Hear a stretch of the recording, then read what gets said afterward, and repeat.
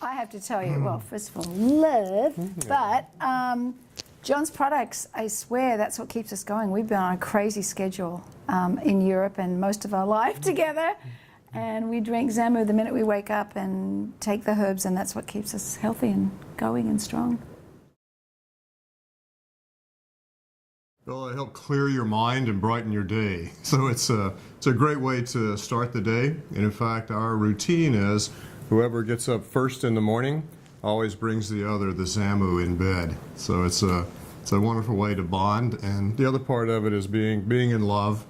And we think the Zamu helps you stay in love. Yeah, see, it was an elixir. He made the elixir for me. No, but also I think we're also doing something that we care about together. We're traveling, talking about the rainforest and the preservation of the rainforest and how that's important to the planet, and that ties into Amazon Herb Company and everything. So I think doing something that we love doing together is also great.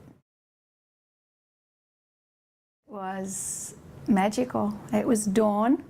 And it was the new moon, it was the winter solstice, so there was dew on the ground and the stars were bright and the sun was just coming up, and we got married on a plateau with a shaman and flutes playing, and he was playing a conch, you know, the big shell, and a flute, and they were in national dress, and it was magic.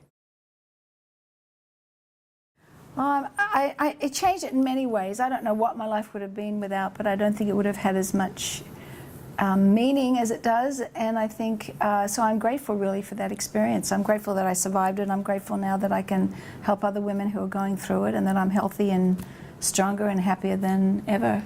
But it does change your life, of course. I think you are very grateful for life, and don't take everything for granted as much. The only thing that I can say, I'm not a doctor or anything, but I can say I'm here. So this is like a good sign. You can do it. So stay positive. Take care of yourself. Remember that, excuse me, we tend to put, as women particularly, we put other people before ourselves. And if you have a diagnosis of breast cancer, it's a time to start taking care of you and not only your body, you're eating well and exercising and resting, but take care of yourself spiritually so you have something that you can focus on that is gratitude and God or whatever belief you have. Take time for that as well. Well, I think when I went through breast cancer in 1992, I wrote an album called Gaia, which was kind of my connection to Mother Earth and the planet, which is interesting because I wrote it after being in the rainforest, and so many years later we're together, and we have that connection.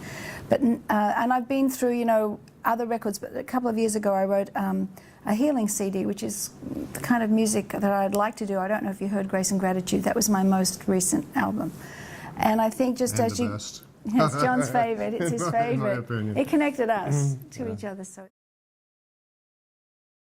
you know, we've been friends for many years, and just 3 years ago, her assistant called me to invite me to a concert that Olivia was doing in Miami, and she said, "Come and bring your girlfriend." And as it turned out, I went and I took my dog, and it was a dog that actually Olivia had sent me 15 years before. So we went to the concert, and she came out of the concert singing the tunes from Grace and Gratitude. And to me, there was this healing moving through the entire audience. And I thought immediately, I want to connect Olivia with the healers that I know in the rainforest. And I asked her to go, and 6 months later, we made a trip to Peru. And the second day, we fell in love and have been together ever since.